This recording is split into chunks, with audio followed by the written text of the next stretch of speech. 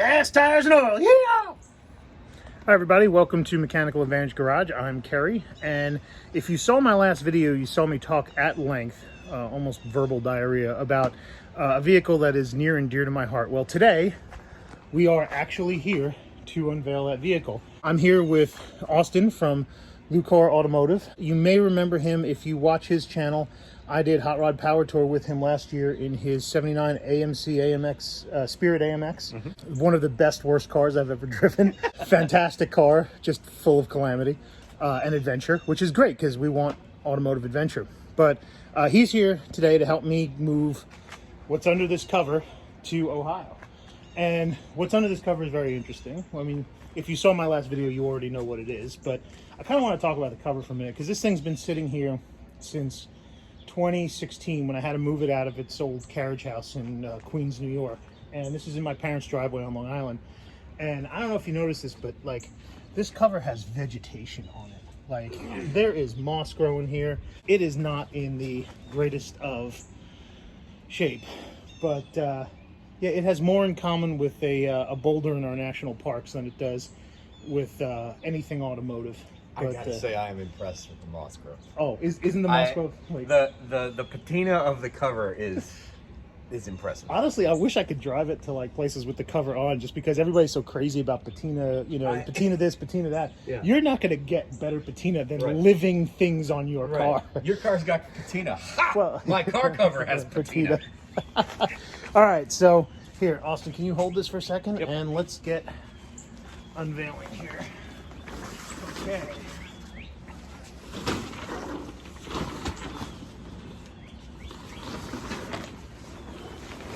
So this is my 1967 Pontiac GTO, burgundy and black with a black vinyl roof. Originally a 335 horsepower automatic car.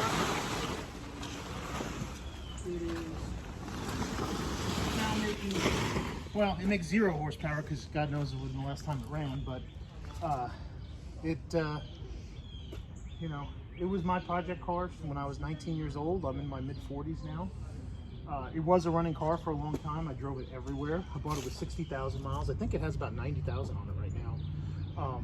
Had a full, you know, frame-off restoration underneath. But, you know, when I talked about in my last video, life lessons about the old car hobby and things you learn, the first lesson that this car taught me is never buy anything that you can't get parts for. And I love this car. You could get anything mechanical for it in the 90s, but you could not get a body panel to save your life for this car. So it's one of the reasons why I never did any body work on it. Surprisingly enough, though, it's still pretty straight. It does have rust issues, but not major ones. Car's never been hit. Any place you see burgundy paint is the original paint. And some previous owner had removed the vinyl top, and this is all latex house paint, which is both awesome and sad at the same time. Laid on by a brush. Oh yeah, oh, it was very obviously laid on by a brush. I mean, how else do you get latex house paint on a car? You know, you ain't spraying that. Oh, this was before those like Wagner home power painters. Yeah. You know, it is amazingly solid. Yeah. At least from what I can see so far. Hey, suspension still works. Didn't creak or rattle. A little bit of cancer on the sides, but yeah, it has all the usual rot in the spaces you expect it to. My favorite part is these are actually the tires that were on the car when I bought them, and I don't know if you can see, they're BF Goodwrench belted TAs. They're not radial TAs, they are belted TAs. These tires are actually older than I am, right? And you know, that's the other thing about being a foolish kid. Somebody sells you a car and you look at it and it doesn't have weather cracks in the tires when you get it, and they still have like a lot of decent tread on it. You just ran them back then, and it was stupid and crazy, but you know what? And not safe. Oh, completely not safe. Oh, I've had this car over 120 miles an hour on these tires, which is a dumb idea, you know. But hey, I was like in my 20s, so I was invincible. Right. Surprisingly enough, never had a flat because they're still on the car, all 4 of them. Now they are weather cracked beyond belief, but they are bias belted TAs, so that would put them about late 70s, early 80s, you know, because the BFG radial TAs came out in the 80s. Still has the Pontiac Rally 2s, not the original wheels for this car. If you saw my last video, you saw the window sticker, or not the window sticker, the bill of sale for it. It said the car was white walls with steelies and hubcaps. These Pontiac Rally 2s are actually the right date code for this car. They came off a friend of mine's 67 Firebird. Something else that's interesting that you could get away with, these rears are 275 rear tires, but they're on the stock 14-inch rims. You can't get these tires anymore.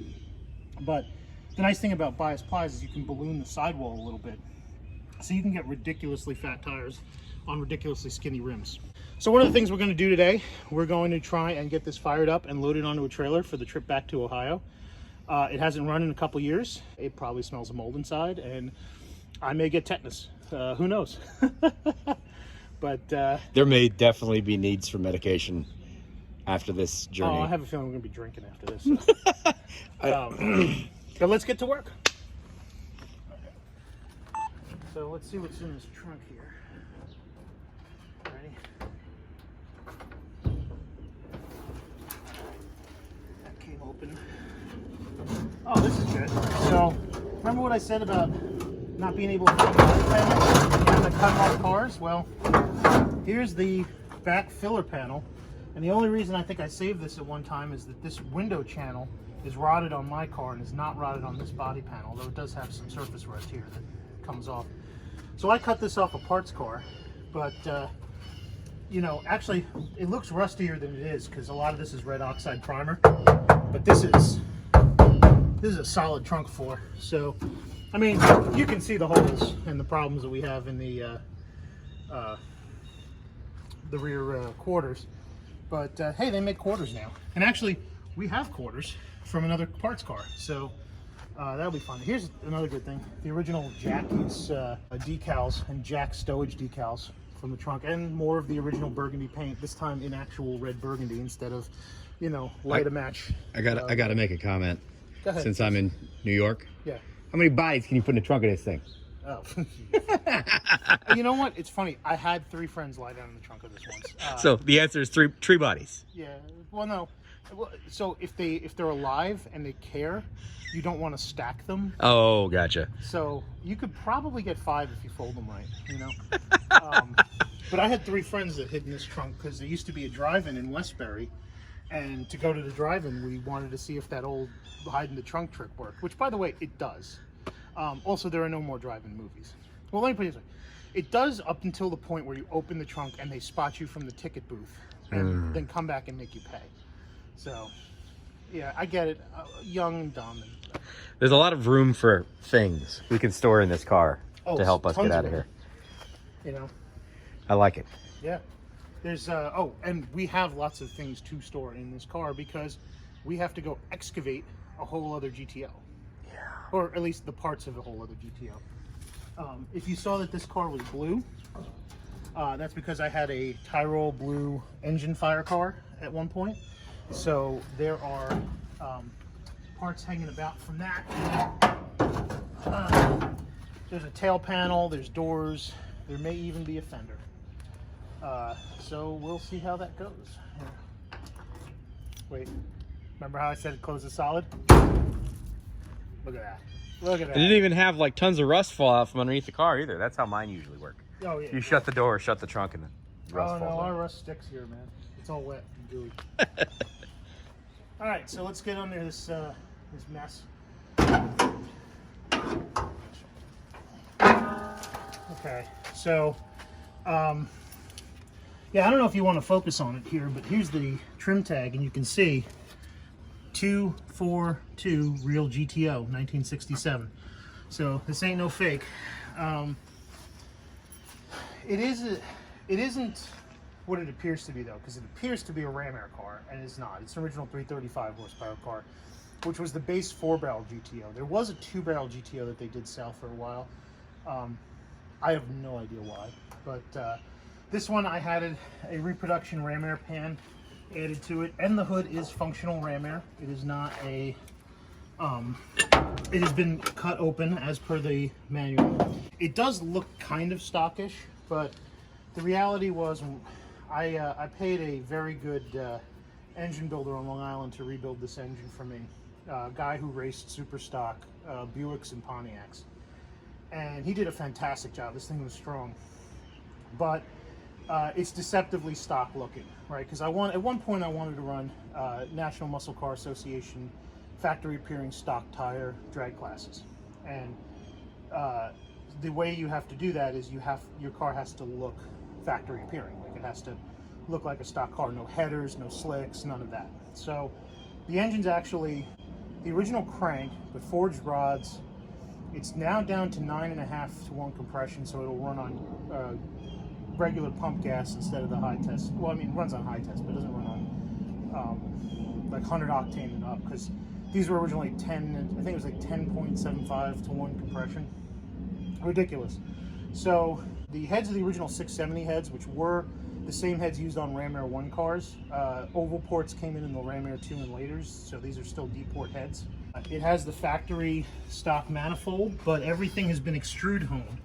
And what I mean by extrude hone is they pushed a paste through all the ports so that everything is port matched and it all flows and transitions real seamlessly. So it's a fully blueprinted engine. The carburetor, even though it looks like a stock Pontiac Quadrajet, and the Pontiacs and Buicks, by the way, they're the only ones with this front inlet. Chevys always have them on the side. It's got a smaller Ram Air Industries billet water pump pulley that's been anodized black, so it looks factory. I actually have the alternator pulley and I never put them on. The exhaust manifolds, they look cast iron because they are, but they are actually Ram Air 4 reproduction exhaust manifolds. So they flow better than headers, they're just heavier. And they were, at the time, I had them jet hot coated, which was kind of a new thing in the 90s. Now everybody has it. Car has line lock, and it has an unknown cam. I was told it was a Ram Air 4 cam, but Austin and I were talking, and it's way lumpier than what a Ram Air 4 cam would be. When we start this up, you'll hear it. So I guess the first step is to put a battery in it, check the fluids, and make sure that we can get it started. So let's roll with that. So this is the original Harrison 4-core radiator, and I actually record this myself when I worked at a radiator shop. It looks a little corroded inside, but the fluid's actually pretty clean in there. I'm sure all the rust will come out when we start it and the block starts ditching it. Funny story about this gigantic zip tie. I took a friend of mine for a ride in this car in 2012, and one of the bolts, well actually both of the bolts, for the fan shroud had worked themselves out, and while we were driving, the fan shroud fell into the fan and it was making a horrible racket, and we were kind of stuck on the side of the Long Island Expressway service road. So I just reached in the back, and somebody had given me a pack of these big zip ties, and I just went, grabbed it. And my friend's Australian, and it takes a lot to freak him out, but he saw me doing it. He zip tied together and get back in the car and peel out. He's like, "What are you doing? This thing's held together with zip ties." And I'm like, "Yeah, well, that's how it goes." So if I remember correctly, the oil dipstick for this thing is right here. Let's see what we got. Do you have oil? Oh yeah, right to the full line. And funny thing about this car is I ran synthetic in it. I still run. This is synthetic. This is Mobil 1. And I ran 5W60 because this car used to overheat a lot. So at the time, you know, someone told me, hey, put synthetic in it because It won't break down in the heat. And actually, look, this is pretty clean too. You know, I don't know if you can see that there, but that is. And he has a brand new radiator. Yeah, it is a brand new aluminum. Will it be installed with zip ties? Yes. Everybody, this is my father. mechanic. He's infinitely happy for this car to See be that moving. ZR1? It doesn't have motor mounts. It has zip ties. That ZR1, by the way, you remember from Austin's video, we had it on Power Tour Fifth with day. him on the fifth day video. And you guys drove that Oh, yeah. all the way from here to middle of nowhere and back. Yeah, well, we've owned it from day one, minute one, mile one. It's my wife's car. And when we did the 57, which is immaculate now, then it became, she bought it for me. But she used to drive it.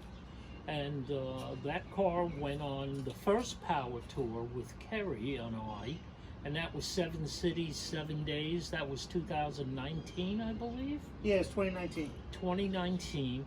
And we were motoring. Those truck drivers like to pull up, you know, right in back of you. And I'm always doing a little over the speed limit, like 20 miles an hour. And they come right up to the back, and I didn't pull over. What I did is stepped on the gas. And then zoom, right up to 100 and back off. So, the tranny here is right at the add line. Then right? leave it alone. So that's the only thing I think that might give us any problems, is there may not be enough transmission fluid in this to see if it'll move under its own power. I did find some transmission fluid in the garage, so we're just going to add that right now. I wouldn't add it. It's up to the line. Leave It's it at alone. the bottom line that says add pint. Yeah, but you also check your transmission fluid when it's running. Yeah, that's right. Oh, good point. I didn't think about And that. the power steering too. All right, so what do we got here in power steering? Oh, there is nothing. And Like nothing. You can see there's nothing in there. I have some power steering fluid, but we should add some in there. Otherwise, I don't think we're in bad shape. Let's get a battery in it and see where we stand. So, we're going to be real fancy here. Like really fancy. How fancy, Austin? Real fancy. This is actually a test tank. I use this for working on motorcycles that don't have fuel tanks.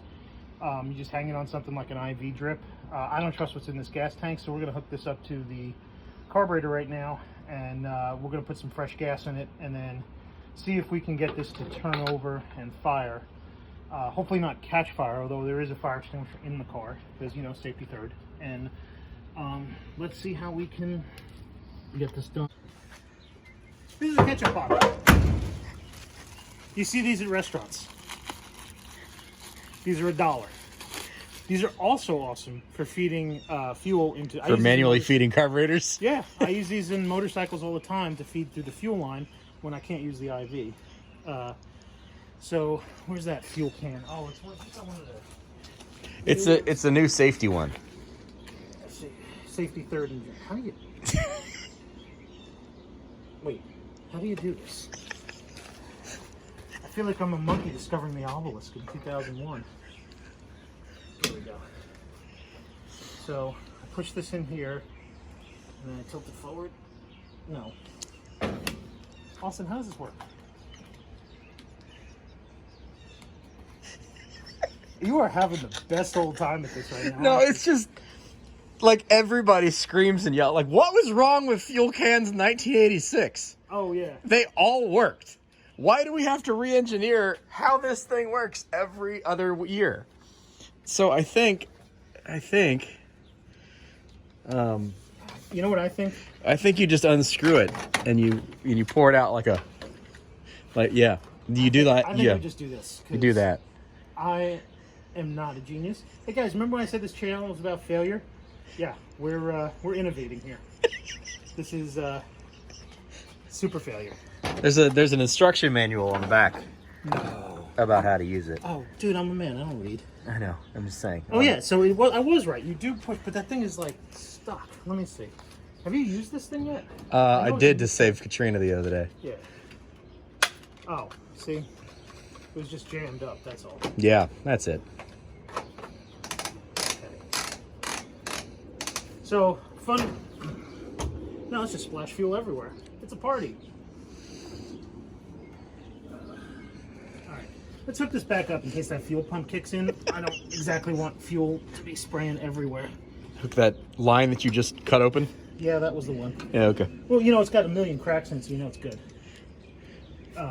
What's that they say? Stress cracks. That means it's working. Mm-hmm. This right here is the float bowl vent.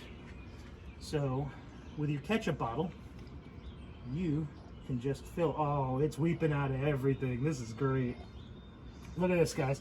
So these old gaskets are so bad. As soon as I put fuel into it, weeps right out. But I think the good news is the pumpers might still be working. Yep, those are still working. So we can just fill the float bowl with this. Mm-hmm. You do have a fire extinguisher. It's in the car somewhere. I think it's also from the 90s. Oh, good. So, but they don't go bad, right? No. Fire extinguishers never go bad. There's definitely not like a yearly check that you're supposed to do on fire extinguishers. See, now I can't. Now the bottle's dripping, so I can't tell what's leaking, if the carburetor or the bottle. But you know what? It's an fine. old car. It's fine. That's enough to at least get us started. And let's go find that battery. Fun fact, this actually has a booster electric fan on it that's tied to the front here. So That's what all these red and black wires on. I do love that GM decided this didn't need to be a red wire. So 2 blacks. That's awesome, right? Well, we've got electricity. I heard a spark. Yeah, there's a little pop and crackle. Well, this battery's fresh, so yeah, I don't need to tighten those down. Yeah. I'm sure it'll work. It'll be fine. All right, we got fuel. I'm going to stand back over this way. Ow. That hurt. I'll have to beat that. We'll edit that out. Yeah.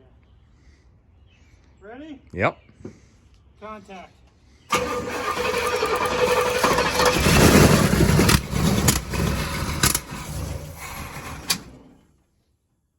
Well, technically it ran. You've got some lightning happening here. Oh, yeah, the oil's arcing, isn't it? Yeah. Oh, that's fun. Yeah. That won't be a fire hazard or anything. Over the area that has, Copious amounts of fuel. copious amounts of fuel. Yes, yes. All right. No big deal. Don't worry about it. Don't worry about it. Got to work on my New Yorker accent. Let's fill this up again. All right, there we go. When it juices out, that's the sign that the tank is full. Contact.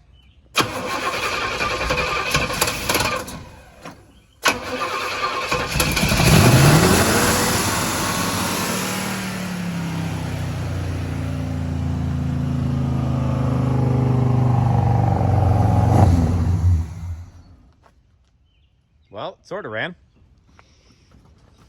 Oh, good. The rain's starting.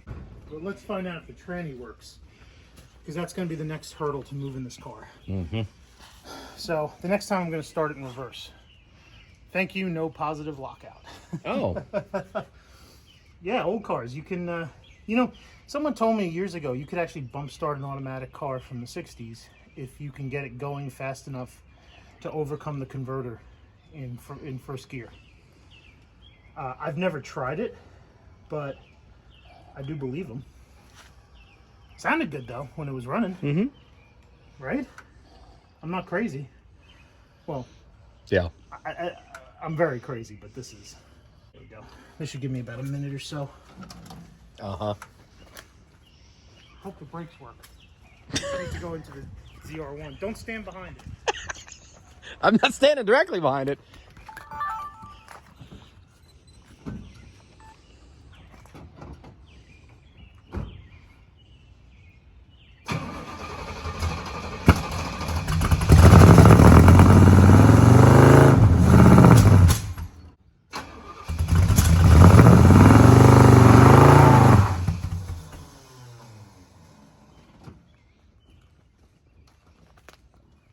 So I guess the good news is the tranny works. I think you did a small burnout. Yeah. Brakes are frozen. Cool. Yeah. That's exciting. So I think the next part of our adventure is rocking it free till the brakes come. Oh, you know what? Do we have a hammer? Yeah, you can smell the burnt rubber. Yeah, you could see the burnt rubber. Where? Behind the tire. Oh, yeah. You know, it's funny. This is a posi car. It was a one-legger. Oh, because it hasn't moved in fucking ages. That's why. So I would say that brake is probably frozen because it didn't do anything. Okay. So we have fuel in the... Everywhere. Yes, in the everywhere. In the gas hole. Fuel is everywhere. Yeah, well, I filled the fuel toilet, so... You ever heard people call it that? Carburetors are fuel toilets? No. I've always heard people call it that, and I always think it's funny. I'm thinking when it starts to run dry, just put this right in the vent hole, turn it on. And that'll keep it running. You want me to put that where? Oh, in the vent hole. Right in here. Right where the fire's gonna come out. Yeah, just right in here. Okay, yeah, just That. put it See, right there. like that? Yeah, Actually, you know what? I'll just leave it in there. All you gotta do is flip this lever. yeah, sure. Where the fire comes out. Fire comes out of here, man. That's where the fire plugs are. When that's covered in flammable fluid, fire comes out of there. Oh, it's raining.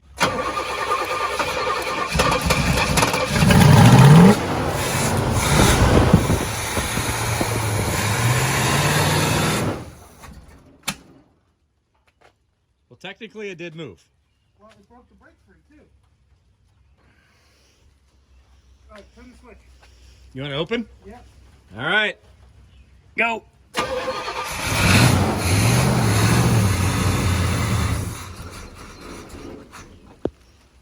Whoa, whoa, whoa, whoa, whoa, whoa, whoa. Stop, stop, stop, stop, stop. You're pouring fuel everywhere. All right, cool.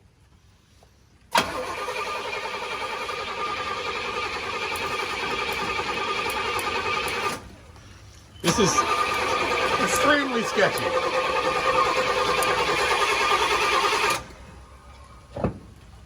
It's probably super flooded now.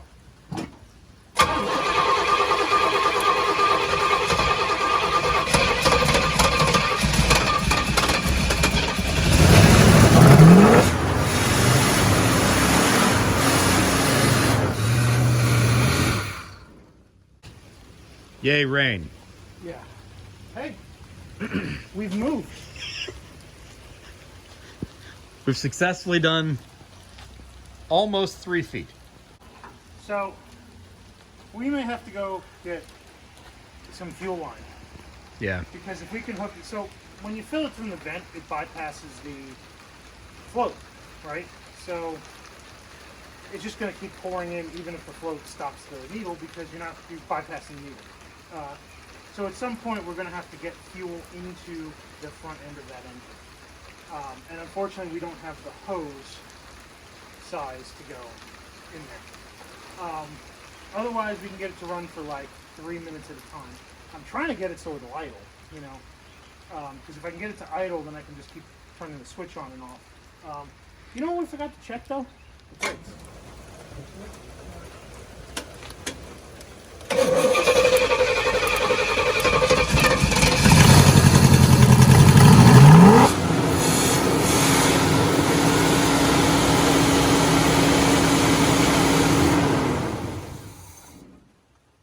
You got nothing on the gauge.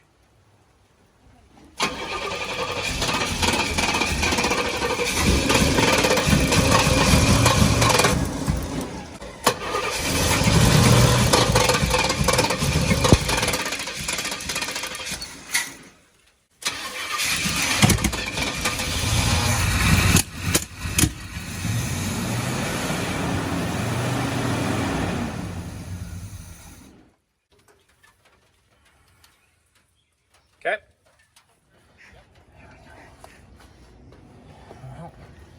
You know what? That worked. And you're only mildly Got some fuel? doused in gasoline.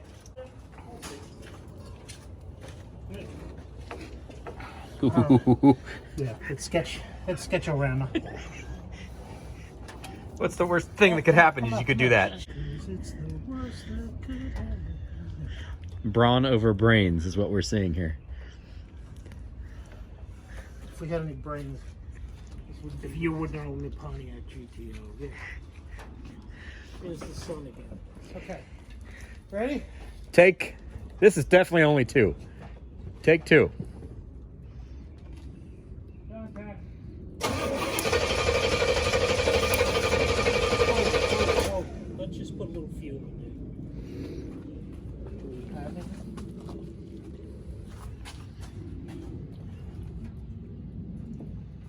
Okay. Yep. Is this time?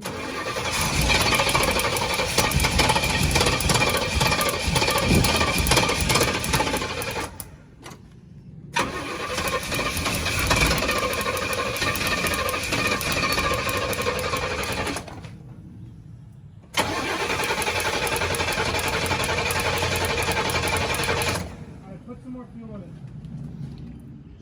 Smells like there's a lot. Okay. Is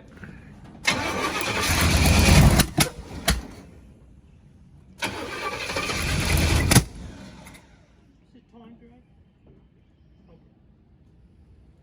It was running before it bought. Want more fuel?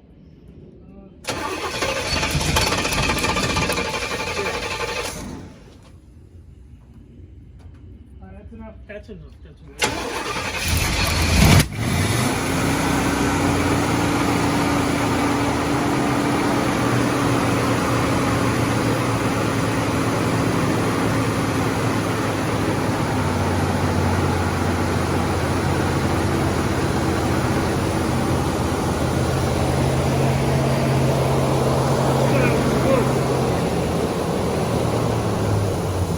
Will she idle? No. Yeah, okay. Hey! Keep it low RPM. It's alive. You know what? The choke's not functioning. Okay, That's what it is. Yeah. So we gotta get temperature up. well, let's open the choke. Okay.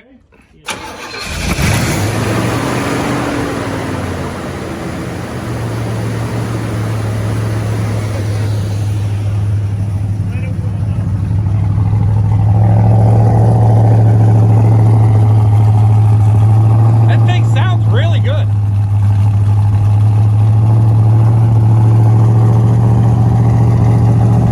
But it's not bad. Let it warm up.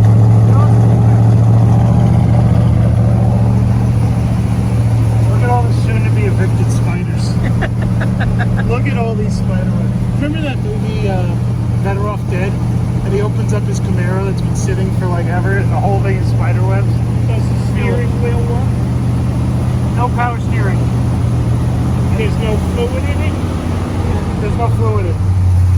Let it idle. Will it idle? Check the auto. I'm at 130 right now. I'm not going to let it idle for 140. Then I want to check the fluid. Yeah. Check the power steering fluid. Because they We didn't put any fluid in the power steering. No, don't put anything in. Measure it first. There's nothing in it. Oh, We already popped the cap off. There's nothing in it. then put it in. This is right. Is that idle? Good. Okay, no. It's not as choppy as I thought it would be.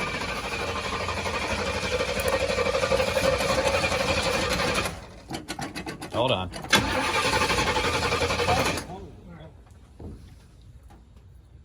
Okay. Ready? Yep.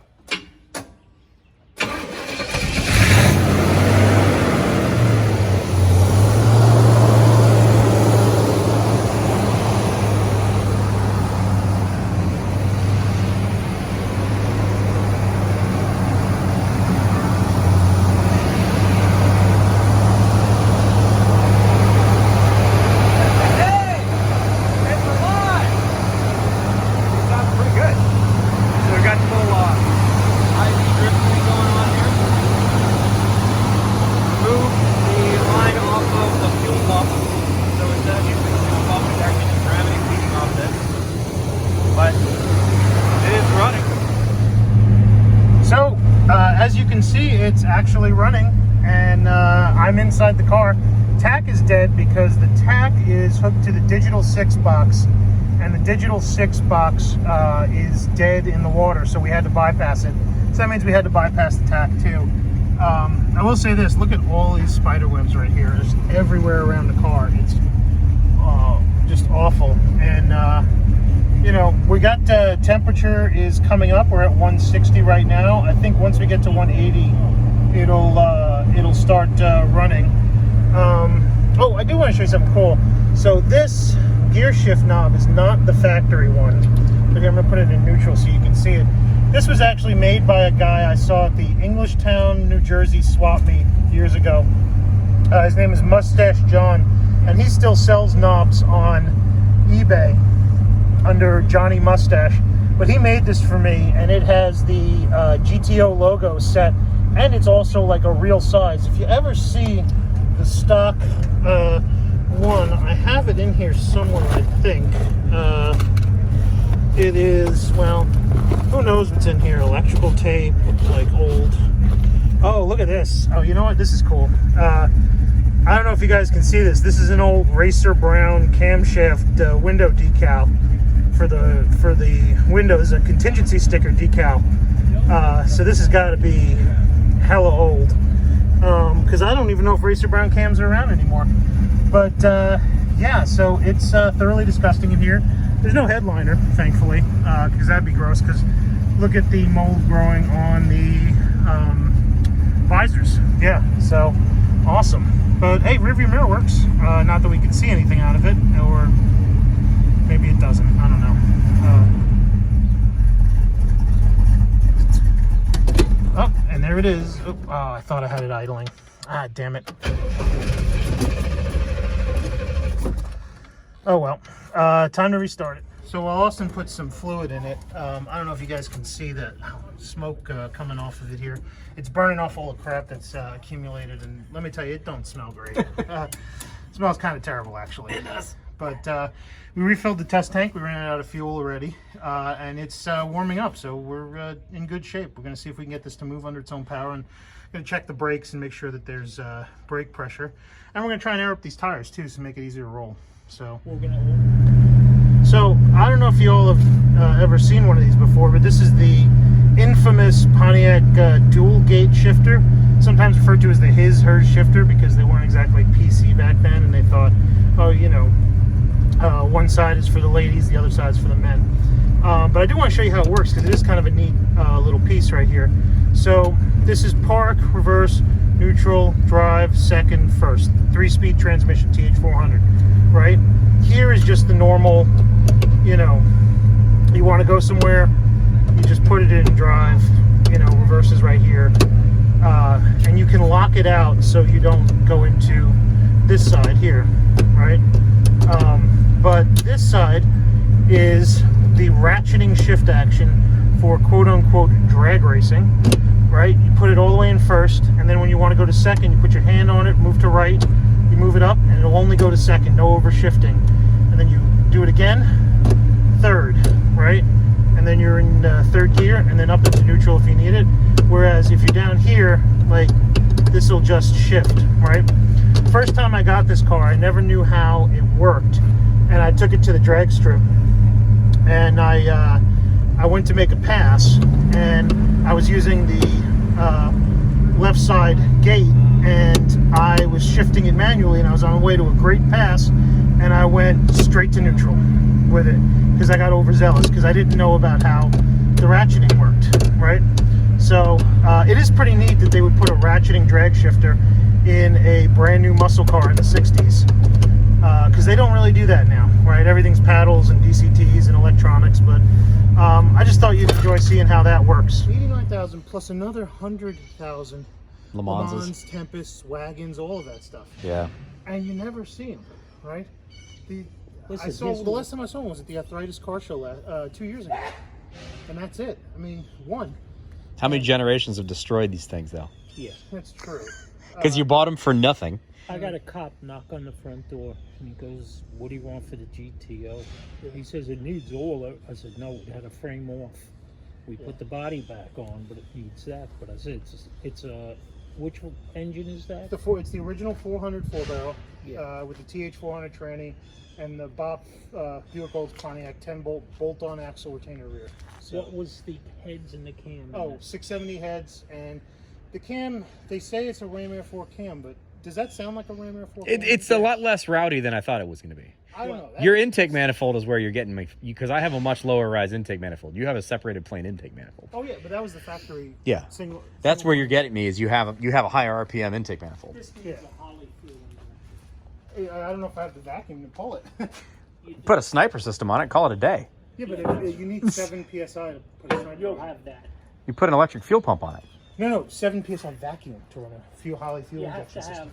That's why on the Corvette I got 18 inches of vacuum. I bought an engine that Put a vacuum pump on it. Well, you can do that. No, they do that. I know. That's what I'm saying. Like, if you don't make enough vacuum, put a vacuum pump on it. Put a Holly on this thing, call it a day. That's exactly what I said. They make a Holly that'll fit the quad. Right. Okay, nobody stand in front or back of this car. Well, what are you going to do? I'm going to try and move it. Well, let me move the air filter out from out of the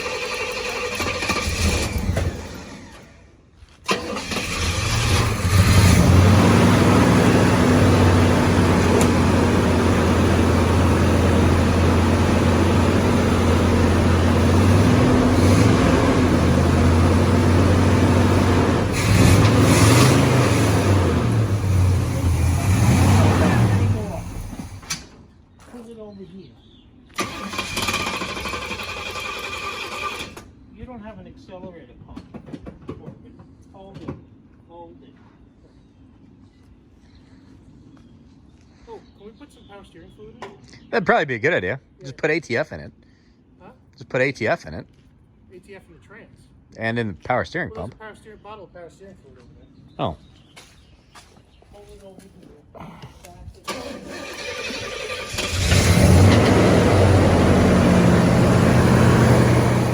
It's what? There's a tiny little leak. Yeah. That's like a rear main seal leak or a tiny trans leak that's in the center of the car, but otherwise it's not leaking anything. But it probably just didn't have any in it. It probably needs more than we have in it. Yeah. Let Yeah. me go get a couple of bottles. I'll be back. This thing is actually really clean.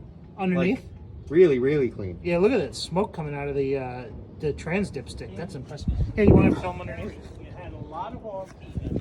It's got it probably doesn't have enough fluid. What about where it goes into the yoke in the draw shaft? No, Is it's it coming out there? Like this is all Wet? real solid. Oh. ATM. Yeah, the car is clean underneath because I did the floors and the frame and everything.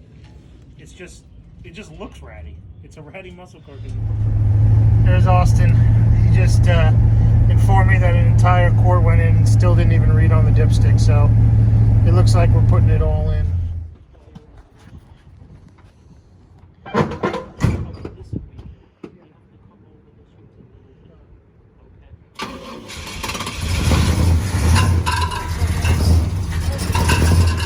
Whoa, whoa, whoa, whoa, whoa, whoa, whoa, whoa. Okay. Down.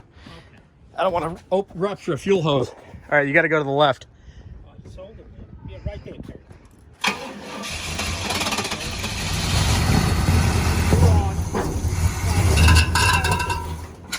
Almost. It's too much.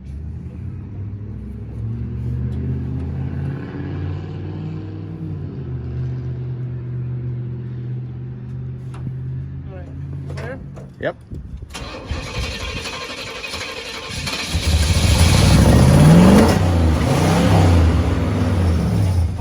Hold it. Perfect. Stop. Perfect. We're in. There you go. I made it. Yeah, I don't We're know not dead. I don't know how. Can I get the doors open? Yeah. Nope. It's all right. You just stay there. We'll drop you off tomorrow. Do the fenders on these drop down? No, please don't move. You come out this window. I don't know if that opens. Sure it does. Oh.